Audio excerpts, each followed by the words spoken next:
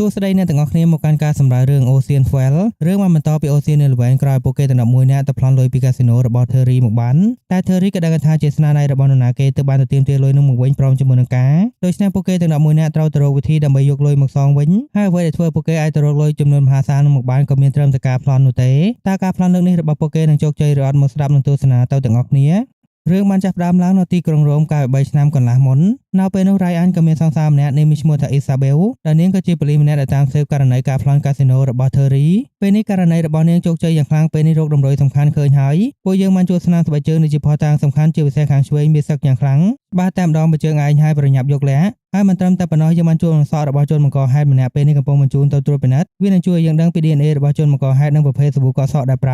ើទាំងសក់ទាំងសាប៊ូរួមទាំងស្បែកជើងនៅក្នុងបន្ទប់នេះគ្រប់តែម្ដង Ryan គិតថាប៉ានេះគាត់នៅមិនកើតហើយទៅបានប្រាប់ Isabel ទៅថាគាត់សុំងូតទឹកមួយផ្លែតមុននឹងគាត់បានចូលទៅបើកទឹកចោលនៅក្នុងបន្ទប់ទឹកហើយលោតចេញទៅតាមងូតបាត់ទៅបានសល់ទុកតែ Isabel ដែលកំពុងដេកមិនដឹងថាសង្សារបានទៅចោលបាត់ហើយកាលពី3អាទិត្យកន្លះមុន Danny ក៏បានយកលុយមកផ្ញើនៅធនាគារគាត់ក៏ចង់បើកបញ្ជីសម្រាប់អ្នកចូលនិវត្តន៍តែពេលបុគ្គលិកឃើញចំនួនលុយក៏ភ្ញាក់ផ្អើលវាច្រើនម្ល៉េះនេះលោក Danny លោកឯងមានអាជីពជាអ្វីទៅគាត់គឺជាគ្រូបង្ហាត់ basketball នៅសាលារៀនមុននឹងបានសួរបុគ្គលិកទៅវិញថានៅទីនេះមានទូដៃសុវត្ថិភាពសម្រាប់ទុកអីវ៉ាន់អត់វាក៏មាននៅក្នុងបន្ទប់សុវត្ថិភាពដែលមានការការពារយ៉ាងរឹងមាំមកជាង100ឆ្នាំហើយតែខាងយើងក៏បង្កើនប្រព័ន្ធសមត្ថភាពឲ្យវាទាន់សម័យជានិច្ច Danny ក៏បាននិយាយថាដឹងអត់គាត់ធ្លាប់នៅក្នុងបន្ទប់សុវត្ថិភាពនៅខណៈដែលវាកំពុងប្លន់ត្រឡប់មកពេលបច្ចុប្បន្ន Danny ក៏បានចូលទៅក្នុងហាងពេជ្រដើម្បីទិញកាដូគម្រប់ខួបការ3ឆ្នាំជាមួយនឹង Tracy នៅពេលនោះ Tracy ក៏បានទេទៅរកប្រាប់ថាកុំធ្វើអ្វីផ្ដេសផ្ដាសនៅថ្ងៃគម្រប់ខួបរបស់ពួកយើងនៅខណៈនោះដែរនាងក៏សង្កេតឃើញ Terry និងកូនចៅបានបើកឡានមកចតនៅពីមុខផ្ទះទើបបានប្រាប់ Danny ថាអូមកទារលុយហើយប្រញាប់មកផ្ទះវិញ Danny ដែលដឹងបែបនោះក៏ប្រញាប់ត្រឡប់មកវិញយ៉ាងប្រញាប់ប្រញាល់នៅខណៈ Terry ក៏បានប្រាប់ Tracy ថាគាត់ត្រូវការលុយរបស់គាត់វិញគ្រប់ទាំងអស់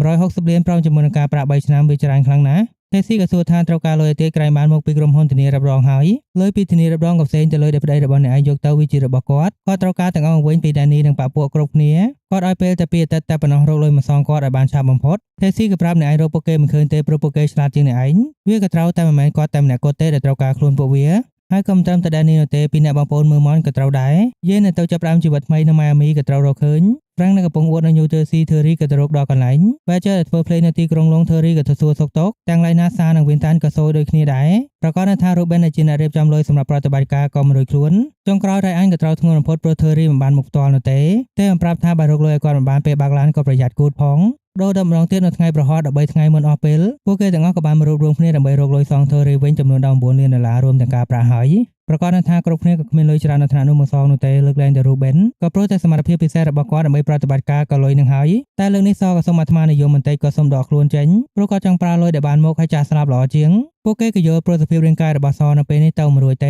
េតែវាក៏ជាបន្ទុកព្រោះពួកយើងត្រូវរកចំណាយរបស់សមកសងដែរតែអ្វីដែលមិនទាន់ឲ្យចិត្ត Terry វារកពួកយើងទាំងអស់គ្នាឃើញបានយ៉ាងម៉េចវាតែឯងគ្មានផ្លូវធ្វើបាននោះទេត្រូវមាននរណាម្នាក់ដែលពូកែយ៉ាងខ្លាំងពាក់ព័ន្ធជាមួយរឿងនេះតែរឿងនោះមិនសំខាន់ទេពេលនេះយើងត្រូវរកលុយមកសង Terry សិនបើមិនដូច្នោះយើងប្រកាសជាមិនរួចខ្លួនហើយអ្វីដែលធ្វើឲ្យពួកយើងអាចរកលុយចំនួនមហាសាលនេះបានក៏មានតែម្យ៉ាងគត់គឺការប្លន់ដែលគោលដៅរបស់ពួកគេនៅលើកនេះនៅ Amsterdam ប្រទេស Netherlandsនៅខណៈនៅកំពុងធ្វើដំណើរលើយន្តហោះនោះ Linus ក៏បានចូលមករក Ryan ប្រាប់ថាចង់និយាយជាមួយបន្តិចវាក៏គ្មានអ្វីច្រើនទេភារកិច្ចនេះ Linus ចង់ជាតួឯកបានអត់គាត់គ្រាន់តែចង់មានបទពិសោធន៍ដូចនឹង Danny និង Ryan ដែរក៏បានចាំគាត់ជួយនិយាយជាមួយនឹង Danny ឲ្យដើម្បីឲ្យវាកើតឡើងក្រោយពីនោះពួកគេក៏បានធ្វើដំណើរទៅដល់ Amsterdam ហើយនាំគ្នាទៅសម្រាកនៅសណ្ឋាគារមួយកន្លែងដែលនៅ Amsterdam ក៏ជាស្រុកកំណើតនិងកន្លែងធ្វើការរបស់ Isabel សង្តាចាស់របស់ Ryan ដែរតែ Ryan ក៏បានត្រឹមតែមើលនាងពីចម្ងាយតែប៉ុណ្ណោះហើយពេលនេះវាក៏សល់ពេលត្រឹមតែ11ថ្ងៃប៉ុណ្ណោះដើម្បីយកលុយទៅសង Terry វិញដោយ Danny, Ryan និង Linus ក៏កំពុងធ្វើដំណើរទៅរកបារម្ភម្នាក់ដែលមានឈ្មោះថា Mesui ដែលជាអ្នកជួញដូរក្នុងទីផ្សារងងឹតនិងជាអ្នកជួយប្រាប់ពួកគេថាគោលដៅណាអាចរកលុយបានច្រើនដោយពួកគេក៏ឲ្យ Linus ជាតួឯកទៅចរចាតាមបំណងតែ Linus ស្បែកយកកំណាព្យអត់ប្រយោជន៍ទៅនិយាយធ្វើឲ្យ Ryan ខ្មាស់ជំនួសតែសំណាងពួកគេបានការងារមកគោលដៅលើកនេះគឺជាមហាសេដ្ឋីម្នាក់ដែលមានឈ្មោះថា Vander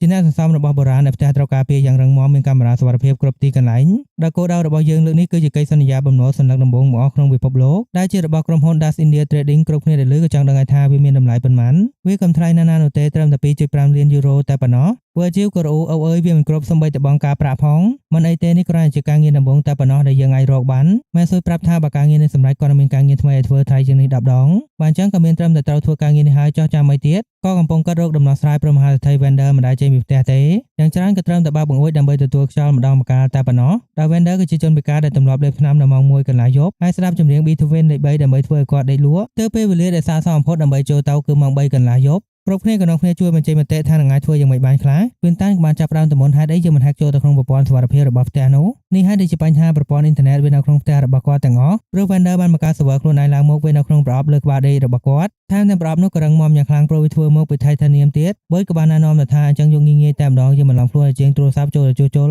ហើយដាក់ខ្សែអ៊ីនធឺណិតចូលទៅក្នុងផ្ទះរបស់ vendor រួចហើយចាំធ្វើការ hack រ៉ៃអានក៏ប្រាប់ថាធ្វើបានឯណាព្រោះដើម្បីធ្វើវាត្រូវការឡានមួយទៅចតនៅជិតផ្ទះតែផ្លូវនេះក៏ជាផ្លូវតាមមួយចន្លោះបើយកឡានមកចតប៉ូលីសប្រកាសជាមកអូថែមទាំងនៅខាងក្រៅក៏មានកាមេរ៉ា5ដែលត្រូវមើលថែដល់ក្រុមហ៊ុនសុវត្ថិភាព24ម៉ោងរីឯនៅខាងក្នុងផ្ទះក៏មាន sensor និងប្រព័ន្ធសុវត្ថិភាពជាច្រើនទៀតនៅខណៈដែលគ្រប់គ្នាកំពុងកាត់រកដំណោះស្រាយថានឹងធ្វើយ៉ាងម៉េចដើម្បីចូលទៅក្នុងផ្ទះដែលដូចទៅនឹងប្រអប់បិទជិតមួយបាន Linus ក៏បានជប់គ្រប់គ្នាសួរថានេះមិនមានអារម្មណ៍ខកទេដែលនឹងប្លន់ជនពិការជុំបងហេតុអីបានជាខ្លាចជាមនុស្សល្អហើយនៅពេលនេះក្រោយពីនិយាយទៅនិយាយមកអ្នកនេះក៏នឹកឃើញថានឹងចូលទៅក្នុងផ្ទះនោះបានយ៉ាងម៉េចគាត់ក៏បានបញ្ជូន Badger ទៅត្រួតពិនិត្យរបស់ផ្ទះនោះពីចម្ងាយតែលទ្ធផលវាក៏ដូចនឹងអ្វីដែល Danny បានកាត់ទុកព្រោះនៅជុំវិញផ្ទះរបស់ Vendor វាគ្មានអគារអ្វីទាំងអស់ថែមទាំងមួយផ្ទះរបស់ Vendor វាក៏នៅខ្ពស់ជាងអគារដែលយើងនឹងបាញ់ខ្សែទៅទៀតតែនោះប្រកាសជាធ្លាក់មកនៅដល់ផ្ទះរបស់ Vendor ជាមិនខាន Ryan និង Danny ដែលតកំណត់ក៏បាននាំគ្នាចេញមករំហាយកាយនៅខាងក្រៅមុននឹង Ryan បានសួរ Danny ថានេះយើងមិនគិតរកវិធីផ្សេងក្រៅពីការប្លន់ទេអីដូចជាការចូលទៅបកគោលខ្លួនជាមួយនឹងប៉ូលីសអីបែបនេះអញ្ចឹងក៏បានទេហៅប៉ូលីសមកហើយយើងនាំគ្នាទៅដេកគុកម្នាក់20ឆ្នាំហើយគាត់គិតថានៅពេលគាត់ចេញមកប្រពន្ធរបស់គាត់ប្រកាសជាមានប្តីម្នាក់ទៀតហើ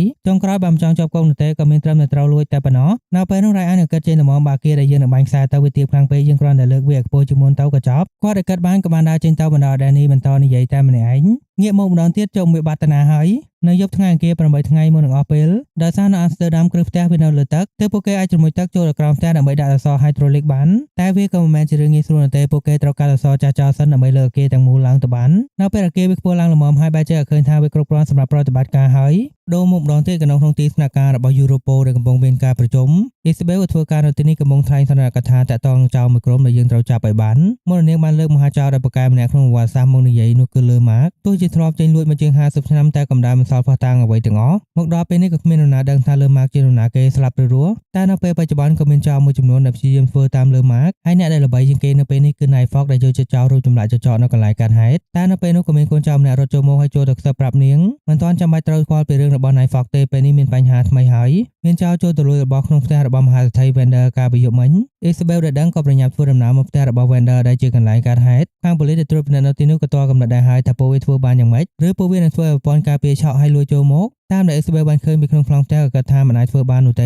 េបើហ៊ានធ្វើបែបនោះសញ្ញាដាស់តឿននឹងបញ្ជូនទៅក្រុមហ៊ុនមើលថែសុវត្ថិភាពក្នុងមួយព្រៃភ្នែកថែមទាំង server ក្នុងផ្ទះនេះក៏ជា server គូដាក់ក្នុងទូថៃតានីមទៀតបើមួយដៃមួយទៀតប្រកាសជាដំណើរការឡើងមកជំនួសមានផ្លូវដែលចោលនៅមកចោះវាដោយមិនឲ្យ Vendor ដឹងខ្លួននោះទេ Isabel ក៏គិតថាអញ្ចឹងមានពួកវាដឹងលេខកូដខាងប៉ូលីសក៏គិតថាមិនអាចព្រោះ Vendor ជាអ្នកដាក់លេខកូដប្រព័ន្ធសុវត្ថិភាពនេះដោយខ្លួនឯងតាំងពីពេលដែលទិញមកហើយតាំងពីពេលនោះគាត់ក៏មិនដែលចេញពីក្នុងផ្ទះសូម្បីតែម្ដងIsabel ក៏បានចូលត្រួតពិនិត្យកន្លែងចុចលេខកូដហើយសង្កេតឃើញថាថ្នាំម្ដុំនេះវាទើបតែលាបថ្មីពេលឆ្កឹះមើលក៏ដូចនៅអ្វីដែលនាងបានគិតម្ដុំនេះមានស្នាមចោះប្រហែលជាពួកវាបាញ់ខ្សែមកពីអគារដែលនៅជិតនោះតែប៉ូលីសក៏គិតថាវាមិនអាចទេព្រោះអគារនោះវានៅទាបខ្លាំងពេកបាញ់មិនដល់ទេ Isabel ក៏យល់ស្របឲ្យវាជាករណីធម្មតាតែពួកនោះប្រហែលជាលើកអគារនេះឡើងឲ្យខ្ពស់ជាងមុននៅពេលនោះនាងក៏នឹកឃើញនៅហេតុការណ៍នៅពេលដែលនាងបានជួបនឹង Ryan កាលពីលើកដំបូងពេលនោះនាងមិនទាន់ជាប៉ូលីសនោះទេហើយបានស្គាល់ Ryan នៅពេលដែលឃើញ Ryan ត្រូវប៉ូលីសដេញហើយនាងនឹងហើយដែលជាអ្នកយកហេតុការណ៍ការលើកផ្ទះនៅ Amsterdam ទៅនិយាយឲ្យ Ryan ស្ដាប់គ្រប់យ៉ាងក៏ដូចនៅអ្វីដែល Isabel បានគិតហើយការបានត្រឡប់ទៅកាលពីយប់មិញ Badger ក៏បានបាញ់ខ្សែចូលទៅក្នុងផ្ទះតាមចន្លោះបង្អួចរួចហើយ Vincent ក៏បានបញ្ជូនឧបករណ៍ hack ចូលតាមខ្សែនោះបញ្ចប់ដោយការ hack លេខកូដប្រព័ន្ធសុវត្ថិភាពនៅក្នុងផ្ទះជាការស្រេចអ្វីដែលនៅសល់បើកទ្វារចូលតាមមុខផ្ទះដើម្បីលួចក៏ជាការស្រេចហើយពួកគេកំភ្លេចរៀបចំកន្លែងកើតហេតុដោយដើមវិញកុំឲ្យមាននរណាសង្ស័យតែពេលបើកទូដៅចូលទៅក៏ជួបនឹងបញ្ហាកិច្ចសន្យាបំណុលដែលជាគោលដៅរបស់ពួកគេមិននៅហើយមានត្រឹមតែរូបចម្លាក់ចចករបស់ Night Fox តែប៉ុណ្ណោះព្រោះ Night Fox នឹងហើយដែលជាអ្នកជួលមេស៊ុយឲ្យជួបពួកគេមកលួចមកតង់ទៀតដើម្បីសាកល្បងសមត្ថភាពថានរណាជាចោរដែលពូកែជាងហើយក៏ជា Night Fox ទៀតដែរដែលជាអ្នកប្រាប់រឿងរបស់ពួកគេឲ្យ Terry បានដឹងតែ Night Fox ក៏មានលក្ខខណ្ឌបើប្រាប់ទៅហើយមិនទាន់ឲ្យសម្រាប់ពួកគេក៏សុំពេលតែ2អាទិត្យតែប៉ុណ្ណោះ Terry ក៏យល់ស្របបើពួកវាអាចរកលុយមកសងបានមុនពេលនោះត្រឡប់មកពេលបច្ចុប្បន្ន Isabel ដែលឃើញឧបករណ៍ម្យ៉ាងដែលដូចជាមិនពាក់ព័ន្ធជាមួយនឹងការលួចលើកនេះក៏បានញញឹមឡើងមកនាងដឹងឡើងភ្លាមថាមានចោរពីរក្រុមបានចូលមកលួចរបស់នៅក្នុងទូនេះហើយមួយក្នុងចំណោមនោះប្រកាសជា Night Fox ជាមិនខានម្យ៉ាងទៀតមានតែម្នាក់គាត់ដែលចង់បានកិច្ចសន្យានោះគឺ Mesui ជាហេតុធ្វើឲ្យ Mesu ដែលជាជនសង្ស័យត្រូវនាំខ្លួនមកប៉ុស្តិ៍ប៉ូលីសមន្ត្រីនៅទីនោះក៏ព្យាយាមសួរទំនួលហើយតែគាត់ក៏មិនព្រមឆ្លើយអ្វីទាំងអស់ទុកឲ្យវាជាទូរនទីរបស់មេធាវីជាបែបនេះ Isabel នឹងជាអ្នកចូលទៅនិយាយដោយខ្លួនឯងនាងនិយាយតែ2-3ប្រយោគ Mesu ក៏ភ្ញាក់ផ្អើលមកនឹងព្រមប្រាប់គ្រប់យ៉ាងទៅទាំងអស់ជាហេតុធ្វើឲ្យអ្នកដំបងមកដែលត្រូវអូសខ្លួនទៅគឺ Frank រីឯ Ryan និងក្រុមនៅក្នុងបន្ទប់នៅសុកៗក៏មានមនុស្សមកគោះទ្វារ ពេលបើកចេញមកក៏ច្បាស់តែម្ដងសង្សារចាឯងទេ Ryan ក៏ប្រញាប់បិទទ្វារទៅវិញហើយប្រើគ្រប់គ្នាទៅកិច្ចខ្លួនរួចហើយក៏បានបើកទ្វារមកវិញយ៉ាងមិនដែរមិនដែលជួបគ្នាយូរ Isabel ក៏ឆ្លើយថាមិនយូរប៉ុន្មានទេព្រោះនាងនឹងថា Ryan ទៅលួចមើលនាងកាលពីប៉ុន្មានថ្ងៃមុនហើយនាងក៏ដឹងទៀតថា Ryan ជាចោរទើបអំផ្លាយអ្វីដែលនឹងពាក់ព័ន្ធជាមួយនឹងករណីនេះតែពួកឯងប្រហែលជាបរាជ័យលើកនេះព្រោះ Fox បានចូលមកលួចទៅមុន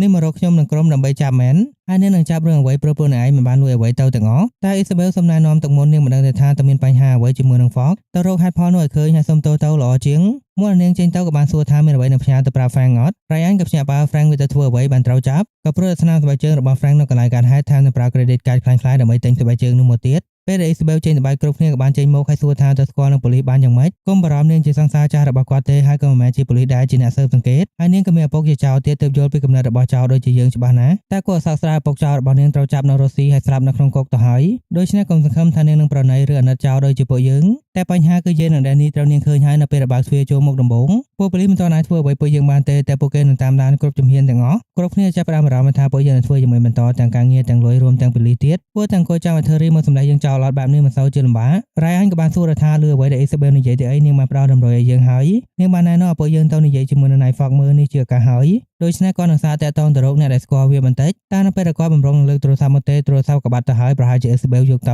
បន្តមកយើង Ryan និង Danny ក៏ត្រូវរកវិធីចេញពីស្ថានភាពនេះកុំឲ្យប៉ូលីសឃើញដោយការបន្លំខ្លួនជាបុគ្គលិកនៅក្នុងក្រុម Arsenal មុននឹងបានចាប់យើងញាត់ចូលកាបូបតែពេលចេញមកជួបនឹងបញ្ហាទៀតយើងត្រូវលើកឡើងឡានទៅបាត់ពួកគេក៏ចង់មកឈប់ដែរតែមិនដឹងថាត្រូវនិយាយថាម៉េចព្រោះខ្លាចបាយធ្លាយក្រោយពីនោះនៅពេលចេញមកបានក៏បានទេសួរថាក្រុម Arsenal នឹងចេញទៅទាត់នៅឯណាហើយក៏បានដំណឹងមកថាពួកគេនឹងទៅទាត់នៅ Barcelona តែបញ្ហាយើងនៅក្នុងកាបូបពេលនេះទៅដល់ទីក្រុង Madrid ហើយពេលនៅពេលនេះយើងក៏ត្រូវយួរចេញទៅបាត់ចំណាយ Frank ក៏នៅក្នុងគុកដោយ Night Fox ក៏មានឈ្មោះពិតទៅ François មហាសេដ្ឋីជនជាតិបារាំងម្នាក់គាត់គឺជាមហាសេដ្ឋីដែលទំនេរគ្មាននេះធ្វើតែក៏មានសមត្ថភាពក្នុងការលួចដោយមានលើម៉ាកមហាចោរដែលពូកែបំផុតក្នុងប្រវត្តិសាស្ត្រជាគ្រូរបស់គាត់ដោយការលួចម្ដងរបស់ François ក៏សុទ្ធតែធំទាំងអស់ដូចជាការលួចរបស់នៅក្នុងធនាគារជាតិអ៊ីតាលីឬការលួចពេជ្រដែលកំពុងដេញថ្លៃនៅរ៉ាសេលនិងផ្សេងទៀតជាច្រើនតែអ្វីដែលធ្វើគាត់ល្បីគឺការលួចកប៉ាល់ប្រវែង60ម៉ែត្រកប៉ាល់នោះជារបស់ក្សត្រម៉ូរ៉ូកូហើយពេលដែលគាត់លួចក៏គ្មាននរណាឃើញហើយក៏គ្មាននរណាដឹងថាគាត់លួចយ៉ាងម៉េចនៅសុកកប៉ាល់នោះក៏បានបាត់ទៅពី3ថ្ងៃក្រោយពីនោះពួកគេក៏បានជួបអ្នកនៅក្នុងកប៉ាល់ជិះទូកសង្គ្រោះតែពួកគេក៏មិនដឹងថាវាមានអ្វីកើតឡើងនោះទេដឹងខ្លួនម្ដងទៀតក៏នៅកណ្ដាលសមុទ្រហើយក្រោយពីនោះមួយខែ François ក៏បានយកកប៉ាល់នោះទៅសងខ្សត្រវិញតែខ្សត្របែរជាមិនបានខឹងអ្វីទាំងអស់ថែមទាំងចូលចិត្តគាត់ទៀតធ្វើឲ្យពួកគេទាំងពីរខ្លាចជាមិត្តភក្តិនឹងគ្នាចាប់តាំងពីពេលនោះតែនៅពេលដែល François ដើរលេងនៅក្នុងផ្ទះក៏សង្កេតឃើញថារូបសិល្បៈរបស់គាត់បាត់ទៅពីបេះផ្ទាំងគាត់ក៏បានញញឹមឡើងហើយគិតថាបែបនេះត្រូវតែជួបមុខបន្តិចហើយចំណែកដែរនេះក្រុមក៏សល់ពេលត្រឹមតែ5ថ្ងៃតែប៉ុណ្ណោះមុននឹង Terry បញ្ជូនមនុស្សមកសម្រាប់ពួកគេហើយនៅពេលនោះ François បានដើរមករក Danny និងប្រាប់ថាគាត់មិនបារម្ភរឿងរូបភាពសិល្បៈនោះទេបន្តិចទៀតគាត់នឹងបានត្រឡប់មកវិញហើយព្រោះ5ថ្ងៃទៀតក្រុមរបស់ Danny នឹងត្រូវសម្លាប់ចោលទាំងអស់ហើយដឹងអត់ហេតុអីបានជាគាត់វាប្រហារក្រុមរបស់ពួកលោកឯងព្រោះកាលពីអាទិត្យមុនគាត់បានទៅជួបនឹងគ្រូរបស់គាត់នៅប៉ូទុហ្គាសនៅថ្ងៃនោះក៏មានមហាសេដ្ឋីម្នាក់នៅក្នុងទូកជាមួយនឹងពួកគាត់ដែរមហាសេដ្ឋីម្នាក់នោះជាម្ចាស់ក្រុមហ៊ុនធានារ៉ាប់រងដែលធានាឲ្យក្រុមហ៊ុនរបស់ Terry ហើយគាត់តែសរសើរថាក្រុមរបស់ Danny គឺជាចោរដែលពូកែបំផុតមិនដែលឃើញការប្លន់ដ៏អស្ចារ្យបែបនេះមកពីមុនទេFrançois ដែលឮក៏មិនពេញចិត្តយ៉ាងខ្លាំងគ្មានចោរណាដែលពូកែជាងគាត់ទៀតទេមិនត្រឹមតែប៉ុណ្ណោះនៅពេលដែលគាត់ងាកទៅសួរលើម៉ាក់ដែលជាគ្រូក៏ប្រាប់ថាប្រហែលជាក្រុមរបស់ Danny ហើយមើលទៅនេះវាធ្វើឲ្យគាត់កាន់តែមួម៉ៅយ៉ាងខ្លាំងសម្រាប់ចោរហើយដើម្បីវាស់ថានរណាពូកែជាងក៏ត្រូវលួចរបស់ដូចគ្នា Danny ដែលបានឮក៏គិតថាវាឡប់គាត់មិននិយាយជាមួយហើយ François ក៏ប្រាប់ថាកុំធ្វើបែបនេះអីបើមិនព្រមលេងហ្គេមជាមួយនឹងគាត់នឹងលួចកាត់មុខរហូតបែបនេះចាំមើលលោកឯងនឹងទៅរកលុយពីណាមកសង Terry បានតែបើប្រមមកប្រកួតលួចជាមួយនឹងគាត់ហើយឈ្នះគាត់នឹងសងលុយឲ្យចំនួនហើយដើម្បីកុំឲ្យសង្ស័យនឹងពាក្យរបស់គាត់នឹងទុកលុយនោះនៅជាមួយនឹងលើម៉ាកបើគាត់ចាញ់លើម៉ាកនឹងយកលុយរបស់គាត់ទៅសងចំនួនឲ្យអញ្ចឹងក៏បានប្រាប់មកថាយើងនឹងលួចអីតែគោលដៅដែលពួកយើងនឹងលួចគឺប៉ងមាស Fabergé វាត្រូវបានបញ្ជូនពីប៉ារីសមកអ៊ីតាលីនៅព្រឹកថ្ងៃនេះប្រព័ន្ធសុវត្ថិភាពវាក៏កុំនិយាយគ្មាននរណាធ្លាប់លួចវាបានទេថែមទាំងប៉ងនេះវាក៏មានរបស់ខ្លាំងៗដើម្បីប្រើបន្លំទៀតរាល់ដងដែលយកទៅតាំងពីពណ៌ពេលខ្លះក៏យករបស់ខ្លាំងៗទៅចាប់តាំងពីពេលតាំងពីពណ៌ដែលនេះនឹងក្រុមមានពេលតែ48ម៉ោងតែប៉ុណ្ណោះដើម្បីលួចវាបើយូរជាងនោះមានន័យថាពលលោកឯងចាញ់ហើយលទ្ធផលក៏ដូចតែបានដឹងបដូរមកខាង Isabel ម្ដងទូរស័ព្ទដែលនាងលួចមកពី Ryan ក៏មានអ្នកទេចូលមកនៅពេលដែលទទួលខាងនោះក៏គិតថាជាលេខាថ្មីរបស់ Ryanទើបផ្ញើនាងប្រាប់ Ryan ឲ្យផងថាពេលនេះរបស់វាកើនតម្លៃ2ដងថែមទាំងគាត់ក៏ត្រូវធ្វើឲ្យជាន់ឲ្យត្រួតគ្នាស្ដងជាងមុន3ដងហើយបើចង់បានរបស់នៅថ្ងៃស្អែកតម្លៃនឹងកើនឡើងពី2ដងនេះទៅទៀតបើគាត់ធ្វើវារួចហើយគាត់នឹងបញ្ជូនវាទៅឲ្យនៅរ៉ូមដឹងមកនោះ Isabel ក៏ប្រញាប់ធ្វើដំណើរទៅទីក្រុងរ៉ូមនាងចង់ដឹងឲ្យបានថាគោលដៅរបស់ Ryan និងក្រុមត្រូវការលួចអ្វីនៅខណៈនាងគិតនោះក៏ងាកទៅឃើញស្លាកផ្សព្វផ្សាយក៏ច្បាស់តែម្ដងបាននិយាយដល់របស់ដែលមានតម្លៃបំផុតនៅក្នុងទីក្រុងរ៉ូមនៅពេលនេះក៏ប៉ងនេះហើយចំណែកខាងនេះនៅពេលដែលបានបន្ទប់ចូលទៅក៏ឃើញថាខាងយើងត្រឡប់មកវិញហើយកំពុងលូតលេងនៅក្នុងពូកដូចគ្មានអ្វីកើតឡើងត្រឡប់មក Isabel នាងក៏ព្យាយាមទៅសុំកងកម្លាំងជំនួយដើម្បីបញ្ឈប់ការប្លន់របស់ Ryan និងក្រុមព្រោះនាងគិតថាប៉ងវានឹងធ្លាក់ជាគោលដៅត្រូវលួចហើយវាក៏ត្រូវធ្លាប់លួចមកម្ដងហើយ ហើយអ្នកដែលធ្វើបានគឺលើម៉ាកពេលលួចហើយក៏សម្រេចចិត្តយកទៅសងវិញក្រោយពីនោះមក30-40ឆ្នាំក៏មិនធ្លាប់មាននរណាអាចលួចវាបានម្ដងទៀតមេរបស់នាងដែលបានស្ដាប់ហើយក៏កាត់ថាអត់ប្រយោជន៍អ៊ីសាប៊ែលធ្លាប់យកមនុស្សរបស់គាត់ទៅហើយ30នាក់ជាង3ខែតែកំណើចាប់អ្វីបានទាំងអស់ដូច្នេះគាត់មិនឲ្យព្រោះគាត់គិតថាគ្មាននរណាអាចលួចពងនោះបានទេបដូរមកដែលនេះនឹងក្រុមក៏កំពុងរៀបចំផែនការដើម្បីប្លន់ឧបសគ្គដំបូងដែលពួកគេត្រូវជួបគឺ sensor ចាប់សកម្មភាពហើយវាក៏រើសការបំលាស់ទីដោយចៃដន្យទៅមិនអាចធ្វើអ្វីជាមួយនឹងវាបានទេតែវានឹងដំណើរការនៅពេលដែលបេតិកភណ្ឌបិទតែប៉ុណ្ណោះទើបពួកគេនឹងបដូរមកប្លន់ពេលថ្ងៃវិញម្ដងដោយការបន្លំខ្លួនចូលទៅតែក៏មានបញ្ហាសមាជិករបស់យើង3នាក់មិនអាចប្រតិបត្តិការបានត្រង់នោះទេព្រោះ Ryan Danny និង Jane ត្រូវ Isabel ចាំមកអស់ហើយបើចូលទៅកន្លែងកើតហេតុហើយមានការប្លន់កាត់ឡើងប្រកាសជាត្រូវចាប់ទៅជាមិនខានតែមិនថាយ៉ាងម៉េចពួកគេក៏ត្រូវប្រថុយព្រោះនេះជាជំរឿចុងក្រោយហើយមកបានចែកទូនាទីនិងទីតាំងរៀងៗខ្លួនដើម្បីប្រតិបត្តិការក្រោយពីរៀបចំផែនការគ្រប់យ៉ាងហើយរបស់ Ryan កំងក៏បានមកដល់ Roman បានយកឧបករណ៍បញ្ចាំងរូបពងមកឲ្យវាដូចនឹងរបស់ពិតបែដាដែលពួកគេនឹងយកវាទៅបដូរជាមួយរបស់ពិតតែបញ្ហាថ្មរបស់វានៅបានតែ2នាទីតែប៉ុណ្ណោះនៅពេលបង្ហាញឲ្យ Roman ក៏បានប្រាប់ថាកុំភ្លេចបង់លុយរបស់គាត់ច្រើនជាងមុន3ដងផង Ryan ក៏ភ្ញាក់ផ្អើលមិនដូចនឹងអ្វីដែលពួកយើងនិយាយគ្នាទៅមិនដូចបានយ៉ាងម៉េចគាត់បានផ្ញើលេខារបស់ឯងជួយប្រាប់រឿងនេះហើយប៉ុន្តែនេះគឺជាបញ្ហាគ្មាននរណាតបានដឹងទៅថា Isabel បានលួចទូរស័ព្ទរបស់ Ryan ទៅតែប៉ុន្តែប៉ូលីសក៏ដឹងហើយថាពួកយើងនឹងធ្វើអីទៅផ្ទះបានហើយចាំអីទៀតទុក Roman ឆ្ងល់ថាចុះលុយរបស់គាត់ទៅយកមកពីណាគេព្រោះមក Isabel នៅពេលនាងត្រឡប់មកដល់ផ្ទះវិញក៏ត្រូវភ្ញាក់ផ្អើលព្រោះបានជួបនឹង Ryan អង្គុយចាំនៅក្នុងផ្ទះគាត់មកទីនេះក៏ដើម្បីទាមទារទូរស័ព្ទរបស់គាត់ត្រឡប់មកវិញតែនាងក៏ប្រាប់ថាមិនអោយទេព្រមទាំងបានដឹងទឿនថាបើនាងជួប Ryan និងគ្រប់គ្នាដែលនាងចាំបាននឹងចាប់ញាត់ចូលគុកទាំងអស់ Ryan ដែលឃើញថា Isabel មិនព្រមចរចាជាមួយក៏មានត្រឹមតែត្រូវដកថយតែប៉ុណ្ណោះមុននឹងបានបញ្ចប់ទៅថាគាត់មិនចង់ឲ្យទំនាក់ទំនងរវាងពួកយើងទាំងពីរចាប់បែបនេះទេបដូរមក Isabel ដែលមិនទទួលបានកងកម្លាំងជំនួយក៏ខ្លាចបន្លំសញ្ញេរបស់មេតែម្ដងទោះជាមិនឲ្យនាងក៏នឹងយកមកដើម្បីបញ្ឈប់ក្រុមរបស់ Ryan ឲ្យទាល់តែបានរួចហើយនាងក៏បានទៅជួបនឹងបរិមម្នាក់ដែលជាអ្នកប្តឹងថារូបគំនូររបស់គាត់បាត់ហើយបរិមម្នាក់នោះក៏មិនមែនជានរណាឆ្ងាយហ្វ្រង់ស៊ូដែលបន្លំខ្លួនជាជនរងគ្រោះនោះឯងក៏មកទីនេះក៏ដើម្បីយកផតតាំងនិងរំលយផ្សេងៗមកឲ្យ Isabel ជាហេតុធ្វើឲ្យព័ត៌មានតាក់ទងសមាជិកក្រុមស្ទើរតែទាំងអស់របស់ Ryan ត្រូវបានបង្ហាញចំណែក Linus ក៏ត្រូវមកសមលួយធ្វើយ៉ាងម៉េចឲ្យវាបានលឿនបំផុតគាត់ត្រូវយកពងចេញមកឲ្យដាក់បន្ទះបញ្ចាំងរូបភាពចូលទៅជំនួសដំណើរគ្នាតែបេតិកភណ្ឌនៅពេលនេះក៏ធ្វើការរឹតបន្តឹងការចេញចូលយ៉ាងខ្លាំងនៅពេលក្រុមរបស់ Danny ចូលត្រួតពិនិត្យកន្លែងប្រតិបត្តិការក៏ត្រូវប៉ូលីសអូសតែម្ដងម្នាក់ពីករណីដែលពួកគេទៅលួចរូបគំនូររបស់ François Danny ក៏ត្រូវចាប់ Ryan ក៏រួចខ្លួនដែរយើងក៏ព្យាយាមប្រាប់ថាមនុស្សក្នុងរូបដូចគាត់កន្លែងណាតែប៉ូលីសក៏មិនជឿទើបគាត់ត្រូវអូសតែម្នាក់ទៀតមានតាំងក៏ឈរមើលហើយនិយាយថាមិត្តរបស់គាត់ហេតុអីក៏ត្រូវអស់ហើយគាត់គួរព្យាយាមកិច្ចខ្លួនដោយអ្នកដទៃតែអត់ទេគាត់ចាំឲ្យប៉ូលីសមកចាប់ពួកអ្នកដែលរួចខ្លួនបាននៅពេលនេះក៏មានត្រឹមតែ Badger Linus និង Berg ទើបពួកគេត្រូវរៀបចំផែនការសារជាថ្មីព្រោះខ្វះខាតមនុស្សយ៉ាងខ្លាំងក្រោយបានគិត Linus ក៏នឹកឃើញហើយតែផែនការនេះត្រូវការ Tessie ប្រពន្ធរបស់ Danny ប្រកាសថា Tessie ត្រូវតែព្រមជួយបើមិនដូច្នោះប្តីរបស់នាងប្រកាសជាស្លាប់តែល្មមនឹងនាងធ្វើដំណើរមកដល់ក៏សល់ពេលត្រឹមតែមួយថ្ងៃទៀតតែប៉ុណ្ណោះសម្រាប់ប្រតិបត្តិការដោយ Tessie ក៏បានសួរថានឹងឲ្យនាងធ្វើអ្វីទៅនាងមិនជំនាញអ្វីបែបនេះទេក៏ព្រោះតែមុខរបស់ Tessie ស្តៀងទៅនឹងតារាម្នាក់ទើបគាត់ចង់ឲ្យនាងបន្លំខ្លួនជាតារាម្នាក់នោះព្រោះសមាជិករបស់យើងមិនសល់ហើយដោយ Tessie ក៏ត្រូវតែបន្លំខ្លួនជាតារាម្នាក់ដែលមានឈ្មោះថា Julia Roberts នៅពេលដឹងថា Julia នឹងមកបេតិកភណ្ឌទាំងអ្នកគាំទ្រនិងអ្នកសារព័ត៌មានក៏មកព្រាតតែម្ដងតែបញ្ហាក៏មានសន្តាគារដែលពួកគេនឹងចូលទៅត្រៀមខ្លួនក៏មានតារាម្នាក់នៅទីនោះដែរគាត់មានឈ្មោះថា Bruce Willis ជាមិត្តភក្តិជាមួយនឹង Julia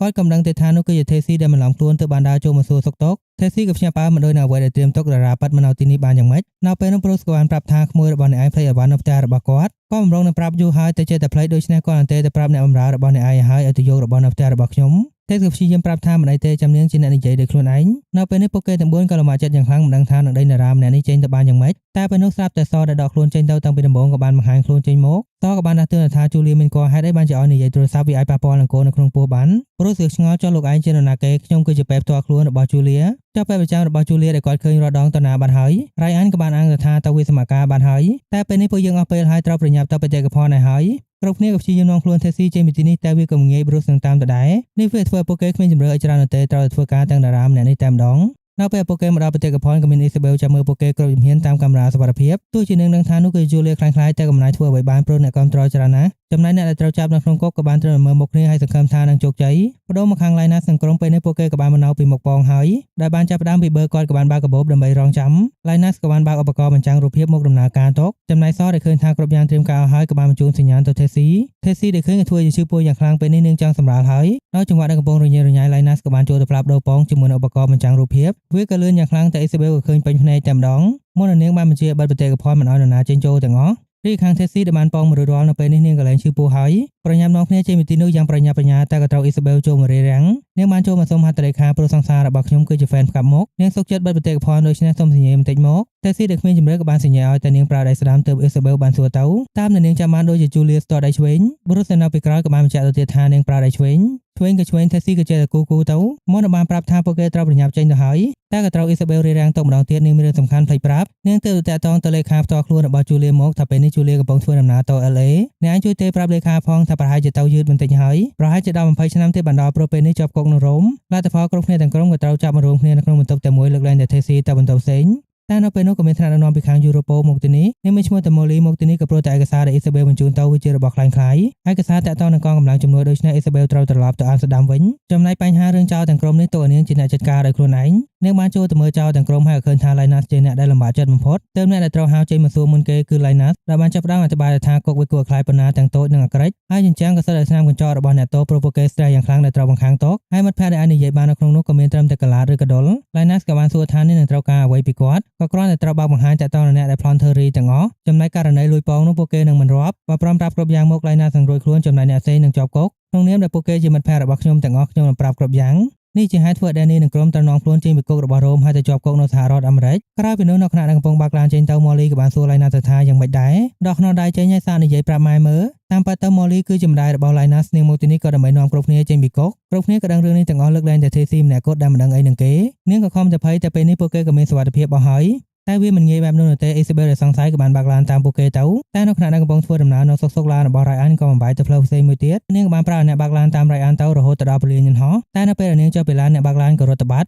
ហើយ Ryan ក៏បានចូលទៅប្រាប់ថាឪពុករបស់អ្នកឯងមិនទាន់ស្លាប់ទេតែម្ដាយរបស់អ្នកឯងគំរាមឪពុករបស់អ្នកឯងនៅពេលលែងលះគ្នាហើយមិនឲ្យចូលមកចិត្តកូនស្រីជាដាច់ខាតបើមិនដូច្នោះនាងនឹងបញ្ជូនផតតាំងទាំងអស់ឲ្យទៅប៉ូលីស Isabel ក៏គិតថារឿងនេះប្រកាសជាបោក Ryan ទៅស្គាល់នឹងឪពុករបស់នាងបានយ៉ាងម៉េចគាត់ត្រូវគាត់មិនដែលស្គាល់នោះទេតែគាត់ស្គាល់អ្នកដែលស្គាល់មកតង់ទៀតដូច្នេះមកជាមួយនឹងគាត់បានហើយគាត់នាំទៅរកឪប្រាំងនៅពេលនេះក៏ទើបតែលែងចេញពីគុកចិត្តចប់ហើយទើបតែឃើញឯងចំណែក Francois ក៏ទើបតែត្រឡប់មកវិញជាមួយនឹងភាពរីករាយតែនៅពេលនោះអ្នកបម្រើរបស់គាត់ក៏បានប្រាប់ថាមានភ្ញៀវចាំនៅក្នុងផ្ទះគាត់ក៏ឆ្ងល់ថាភ្ញៀវមកពីណាក៏មិនបានណាត់នរណាទុកផង Francois ដែលចូលទៅឃើញក៏ត្រូវភ្ញាក់ផ្អើលព្រោះនោះគឺជា Danny ហើយនិង Tracy គាត់ឆ្ងល់យ៉ាងខ្លាំងថាមកនៅទីនេះបានយ៉ាងម៉េចប្រហែលជាមានខ្សែធំខ្លាំងណាស់ហើយជាធម្មតាយ៉ាងហោចណាស់ក៏ត្រូវប្រើពេលរាប់អាទិត្យល្មមតែអាចចេញមកបានតែរឿងនោះមិនសំខាន់ទេ Danny ចង់ដឹងថា Francois លួចប៉ងចេញមកបានយ៉ាងម៉េចមានបញ្ហាគាត់នឹងប្រាប់លុះត្រាតែ Danny ទទួលស្គាល់ថាគាត់ខ្លាំងជាងសិនក៏បានតែត្រូវប្រាប់មុនថាអាចធ្វើបានយ៉ាងម៉េចហើយចាំគាត់ទទួលស្គាល់តាមក្រោយមានបញ្ហាចាំគាត់និយាយស្ដាប់ព្រមមិនថាយ៉ាងម៉េច Danny ក៏មិនរស់ដដែលប៉ងនោះមកដល់ទីក្រុងរ៉ូមនៅម៉ោង 6 ហើយចូលទៅក្នុងបេតិកភណ្ឌនៅម៉ោង 8 Danny ក៏បាននិយាយកាត់ចុំអាយលួចប៉ងនៅពេលយប់បានយ៉ាងម៉េចនៅក្នុងនោះក៏សុទ្ធតែ sensor ជាច្រើនចំណុចហើយក្រុមរបស់គាត់ដែលនៅទីនោះក៏មិនឃើញអញសោះទោះជាគាត់បានបញ្ជូនមនុស្សទៅក្រោមមើលនៅទីនោះជារឿងរយប់វាក៏គ្មានច្រើនព្រោះគាត់តោងចូលទៅតាមដំបូលចំណែក sensor ត្រួតពិនិត្យគាត់ក៏រំបណ្ដាកិច្ចបណ្ដាហាត់ជាច្រើនថ្ងៃដែរDanny ក៏ត្រូវអាសាពូកែមែនចូលត្រង់តែម្ដងតែតាមបានសន្យាគ្នាទុកឯងកំភ្លេចសងលុយឲ្យគាត់ផងក៏មកនិយាយលេងសើច Danny ក៏ជាអ្នកឈ្នះគាត់លួចប៉ងនោះមកបានមុនតែលួចបានតាមក្រោយគាត់ថែមនឹងលួចរបស់ខ្លាំងៗឲ្យបរាជ័យទៀត Danny ក៏បានសួរទៅវិញប្រកាសដល់របស់ដែលឯងលួចទៅនោះវាជារបស់ប៉ាត់បដូរទៅអតីតកាល6ថ្ងៃមុននឹងអស់ពេលនោះពួកគេកំពុងស្វែងរកថា Night Fox នោះវាជានរណាគេទៅអ្នកដែលស្គាល់គ្នារបស់ Ryan បានណែនាំឲ្យស្គាល់មហាចៅលើ Mark ទៅលើ Mark បានរៀបរាប់គ្រប់យ៉ាងនៃការឡើងឲ្យស្ដាប់ទាំងអស់នេះក៏មកពីគាត់ទៅចាក់ដោត Francois ដែលជាកូនសិស្សការលេងសើចរបស់គាត់ធ្វើឲ្យពលលោកឯងលំបាកហើយពេលនេះតែមុន Danny ចូលទៅរក Francois គាត់ក៏សូមដាស់តឿនទុកមុនទៅហើយពេលណាដែលចូលទៅរក Francois ហើយ Francois នឹងតាមដានគ្រប់ជំហានទាំងអស់ដូច្នេះនឹងធ្វើអ្វីម្យ៉ាងក៏ត្រូវតែប្រុងប្រយ័ត្នឲ្យខ្លាំងបំផុតមុននៅលើ Mark បានប្រាប់ពីរឿងសម្ងាត់ថាពងនោះនឹងត្រូវដឹកជញ្ជូនទៅខាងណា4ដឹកជញ្ជូននោះវាក៏ជារបស់ខ្លាំងៗជាធម្មតារដ្ឋាភិបាលនឹងបញ្ជូនអ្នកកាន់កាបូបទៅជំនួសហើយពួកគេនឹងទៅដល់ស្ថានីយ៍ប្រហែលជានៅម៉ោង 9 កន្លះតែអញក៏អរគុណយ៉ាងខ្លាំងនេះវាអាចជួយជីវិតរបស់ពួកយើងបានមិនអីទេព្រោះពួកលោកឯងក៏ជួយជីវិតរបស់គាត់ដែរពេលដឹងគ្រប់យ៉ាងហើយពួកគេក៏បានទៅតាមដានអ្នកកាន់កាបូបទៅឡើងរថភ្លើងដោយរ៉ៃអានក៏បានចូលទៅអង្គុយពីខាងក្រោយរបស់អ្នកកាន់កាបូបចំណែក Danny និងអ្នកដទៃទៀតក៏អង្គុយចាំនៅខាងក្នុងនោះស្រាប់ហើយតែតាមពិតទៅអ្នកកាន់កាបូបក៏មិនបានមកតែម្នាក់ឯងដែរមានមន្ត្រីពីរនាក់ចាំការពារគាត់តែក៏ធ្វើជាមិនស្គាល់គ្នាពេលចេញដំណើរមកបានមួយសន្ទុះ Danny និងក្រុមក៏ធ្វើជាឆ្លោះគ្នាផ្អើលឆាឡោពេញនោះដោយ Linus ក៏បានប្រើចង្វាក់នោះបដូរកាបូបមកពេលបានរបស់មករួចរាល់ពួកគេក៏បានចុះមកពីរថភ្លើងចំណែកប៉ងនោះក៏កំពុងធ្វើដំណើរជាមួយ Ryan ទៅរកឪពុករបស់ Isabel Francois ដែលលើក៏មានអារម្មណ៍ភ្ញាក់ផ្អើលនឹងអាម៉ាស់យ៉ាងខ្លាំងនេះគាត់លួចរបស់ខ្លាំងៗ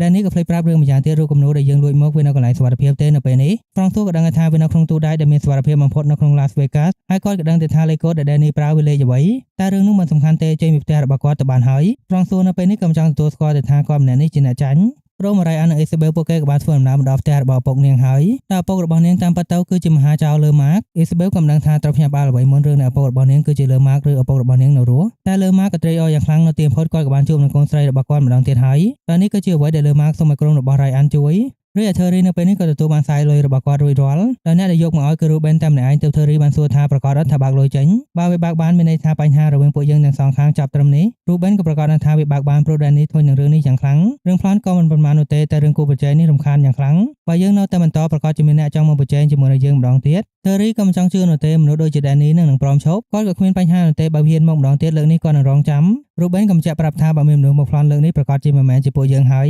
វាក៏មែនព្រោះអ្នកដែលមកដល់ទីនេះហើយគឺ Francois រងមកការជប់លៀងរបស់ Danny និងក្រុមដែលពេលនេះពួកគេអាចបញ្ចប់គ្រប់យ៉ាងបានហើយនៅខណៈដែលកំពុងសប្បាយនោះក៏ត្រូវភ្ញាក់ផ្អើលព្រោះ Isabel បានចូលមកតែមិនអីទេនាងមិនបានមកចាប់នោះទេមកក្នុងឋានៈសង្សាររបស់ Ryan ហើយរឿង Ocean 12 ក៏បានមកដល់ទីបញ្ចប់អរគុណអ្នកទាំងអស់គ្នាសម្រាប់ការទស្សនាហើយក៏សូមអរគុណសម្រាប់គ្រប់គ្នាដែលបានជួយ donate មក